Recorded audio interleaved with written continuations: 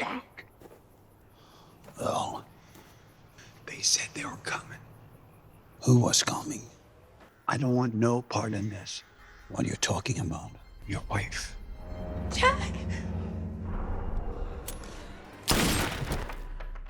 Hey everyone, before we dive into today's movie, I need to ask for your support. This channel really benefits from your likes and comments, so if you enjoy what you see, please show some love. Videos take a long time to go up because we don't get enough engagement. The story begins with a man named Jack, who is suddenly under a brutal assault from a violent gang. They're shooting up his home, determined to eliminate him by any means. It becomes clear that their goal is to seize his house, using force if necessary. The twist is that Jack and his wife had initially agreed to sell their house, but something occurred that led them to reject the deal, even at the risk of their own lives. To understand how they got into this dangerous situation, we flash back 6 years. Jack and his wife, his entire world, were living alone in the house, eagerly awaiting their first child. On that day, they were preparing to go out when the town sheriff unexpectedly arrived. He approached them with a second offer, mentioning that someone was willing to pay a large sum for their house. Jack and his wife respond that they hadn't made a decision yet. Oddly, the sheriff wouldn't reveal the buyer's identity. He suggested somewhat casually that they should accept the deal. This advice starts to weigh heavily on Jack, making him increasingly anxious.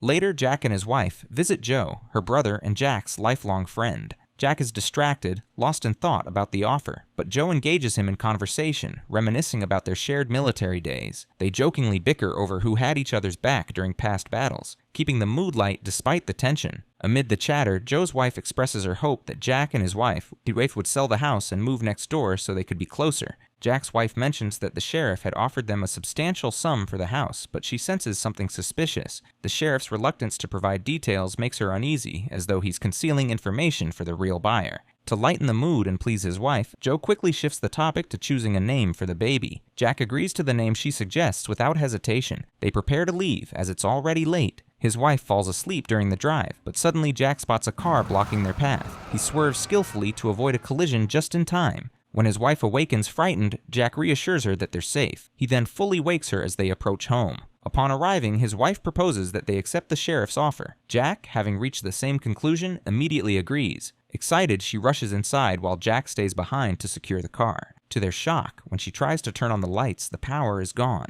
At that moment, Jack notices their neighbor, Earl, staggering toward him. Though clearly drunk, Earl looks uneasy and worried. He warns Jack that some people had come by earlier and promised they'd return. Jack is taken aback by the warning. Suddenly, Jack hears his wife calling out, but immediately the scene shifts to reveal a gang encircling her. Among them is a ruthless man named Leon, eager to assert his brutality. As Jack enters the house, Leon's accomplice ambushes him from behind, striking him on the head with a club and sending him crashing to the floor. The attack leaves Jack severely beaten. Jack's wife pleads with Leon to spare them, explaining that they have agreed to sell the house. But Leon coldly dismisses her words, declaring that the deal is no longer valid. He loops a rope around her neck and, together with his brother, drags her violently across the floor. In a desperate move, she notices a knife on the floor, grabs it, and stabs Leon in the leg. But Leon snaps completely, drawing his pistol and shooting her in the head, killing her instantly. Jack's heart breaks as he sees his wife's lifeless body. Consumed by fury, he pursues the gang, tackling Leon's brother outside. However, Leon and his accomplice manage to flee before he can stop them.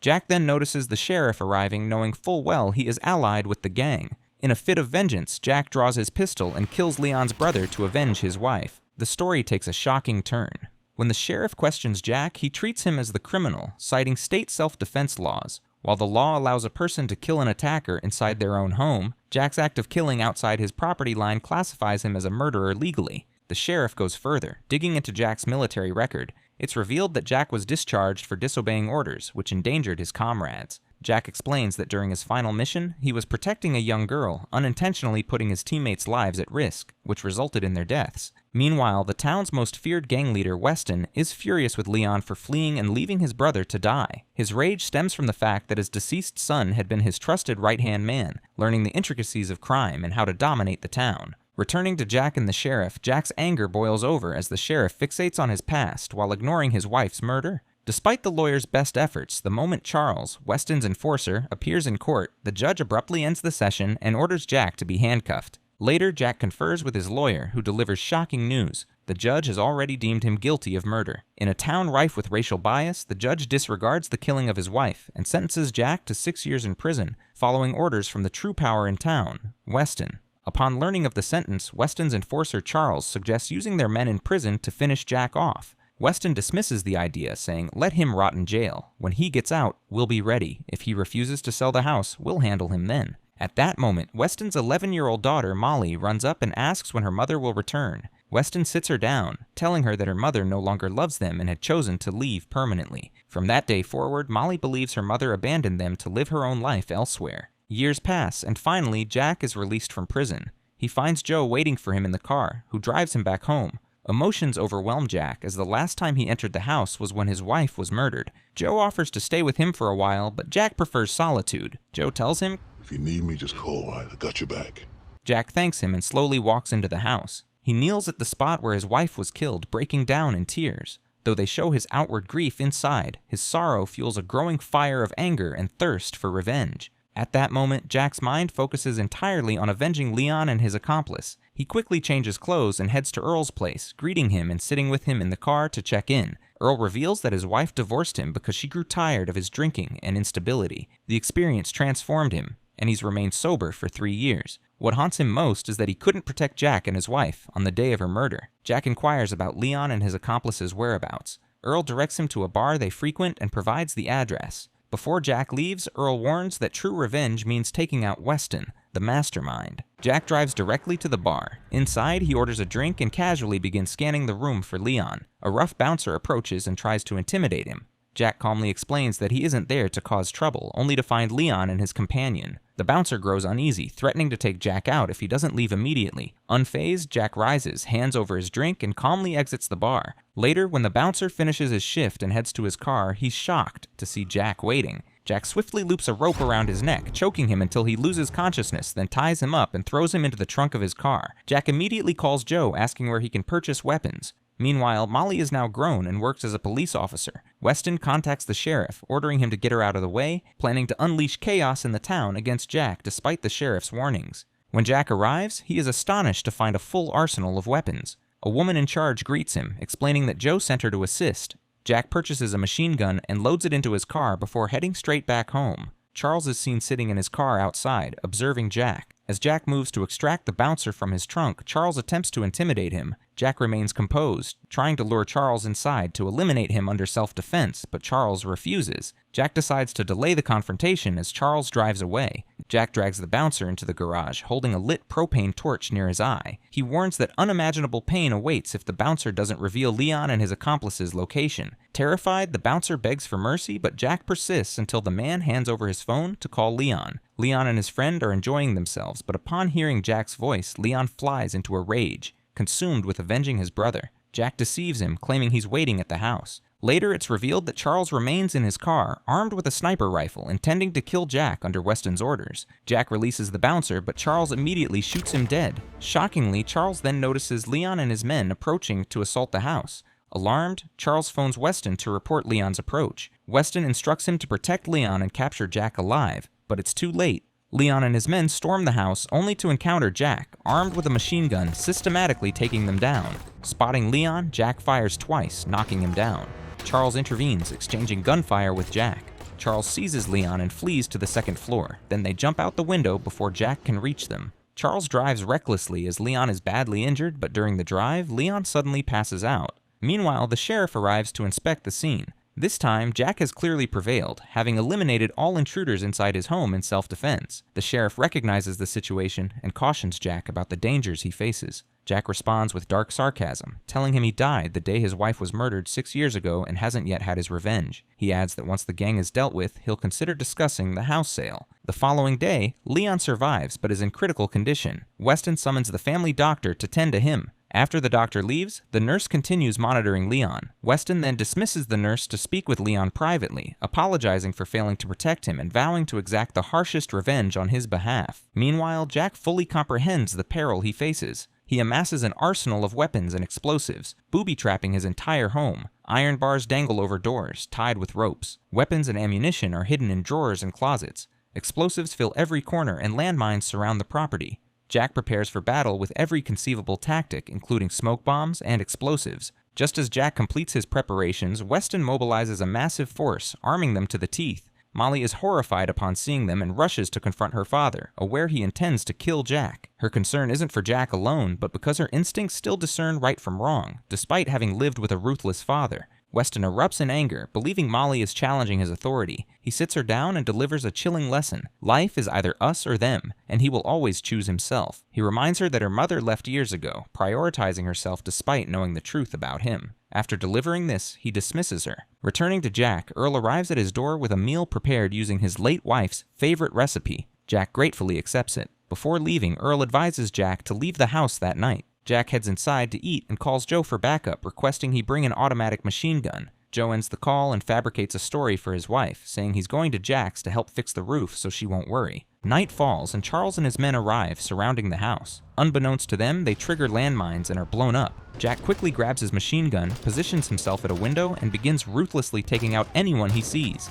Charles hides near the door with an accomplice, instructing him to remove the wooden barricades Jack had installed. He pulls up a wounded man Jack had shot in the leg, hands him a weapon, and orders him to guard the door. Charles then enters with 2 men, but an iron bar falls on the first, killing him, and a bomb detonates, blowing the second to pieces. Charles himself is also caught in the blast. At that moment, a man enters from the garage, only to have his neck caught in barbed wire, slicing it instantly. Earl, alarmed, readies his pistol. Simultaneously, Charles and his remaining men storm the house. Jack flips the light switch, triggering bombs rigged in the bulbs, which explode in their faces. Jack then wields his machine gun, eliminating anyone obstructing him. He races upstairs, taking a shot in the leg from Charles, but ignores the pain and presses on to the 2nd floor. Emerging from a room, he shoots a man in the head, causing him to collapse onto another on the stairs, then quickly returns inside to tend to his leg wound. Meanwhile, the sheriff and his deputy prepare to go rescue Jack. When Molly asks about the situation, the sheriff lashes out, explaining that he tried to prevent her father from creating the chaos. On the way, the deputy is visibly terrified, struggling with his first dangerous mission, but the sheriff reassures him to stay alert and watch his back. Elsewhere, Charles instructs his assistant to stay downstairs and secure the door before pursuing Jack. Before acting, he calls Weston, admitting he won't capture Jack alive because he intends to kill him.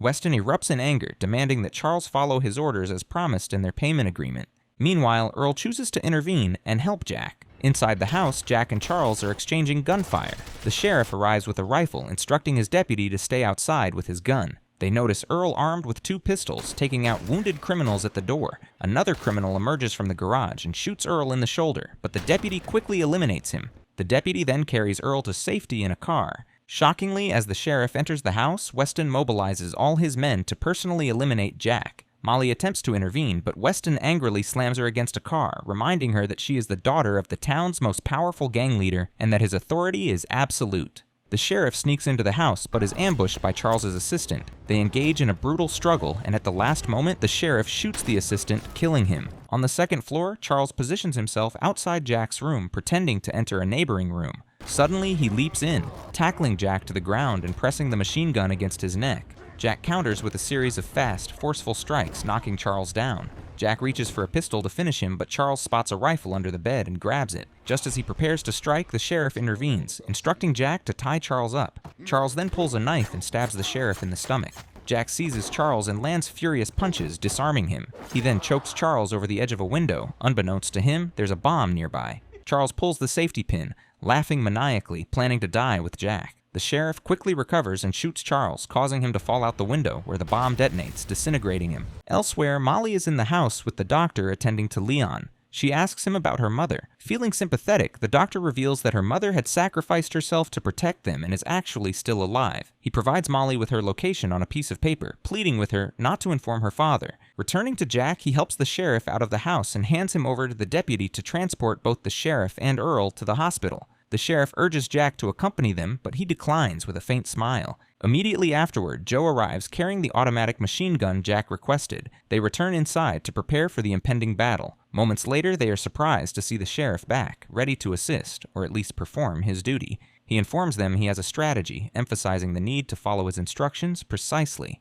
Weston arrives with a full army, driving up to the house. The sheriff confronts him outside, threatening arrest for trespassing, but Weston disregards him entirely. He calls for Jack to come down and face him, but Jack taunts him, saying he's waiting inside to serve him coffee. Weston sneers sarcastically and commands his men to storm the house and kill Jack. The sheriff, angered, slaps Weston's hat and warns that he won't be able to harm anyone while he's present. Weston, irritated by the gesture, draws his pistol and fires twice, hitting the sheriff and knocking him to the ground. In that instant, Jack seizes the machine gun and fires relentlessly, taking out numerous criminals. However, they are outnumbered and a group breaches the house. Jack uses smoke bombs to obscure their vision, descends with a knife, and begins eliminating them individually. Simultaneously, Joe operates a machine gun outside, riddling enemy vehicles with bullets and causing explosions. A massive battle ensues, resulting in heavy casualties among Weston's men. Inside the house, Jack continues taking down intruders. He and Joe deploy smoke bombs, filling the area with thick smoke. Joe then swiftly evacuates the sheriff and Earl, transporting them to the hospital unnoticed.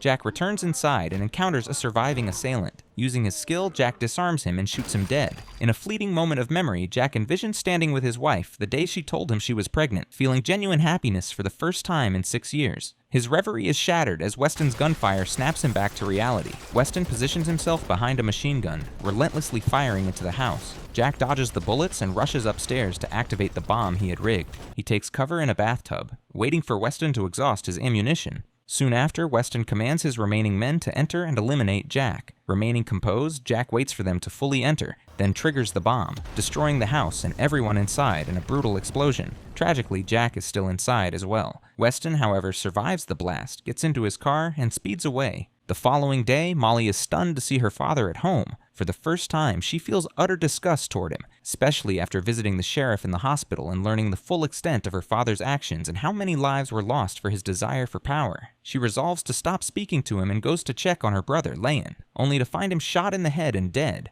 Later, it's revealed that Jack survived the explosion. He arrives to complete his revenge and assures Molly he won't harm her, but Weston sneaks up and shoots Jack in the back, knocking him down. Weston prepares to finish Jack off, but Molly quickly grabs a pistol, threatening her father to leave Jack and end the bloodshed. Weston feigns compliance, then turns to attack her, but Molly reacts faster, shooting him in the head and killing him. She is stunned by having killed her own father, and in the tragic aftermath, Jack dies moments later. In the end, Earl is recruited by the police, and the sheriff recovers from his injuries. Molly chooses to resign and move to live with her mother. Before she departs, the sheriff advises her to let go of the past to focus on building the happy future she deserves. Meanwhile, Joe stands at Jack's grave, finding solace in the fact that his friend died having achieved justice for his wife. Jack was the only one capable of ridding the town of its deadliest gang, and that is how it ended. Make sure to subscribe and like for more videos like this. It really helps the channel out. Thanks for watching.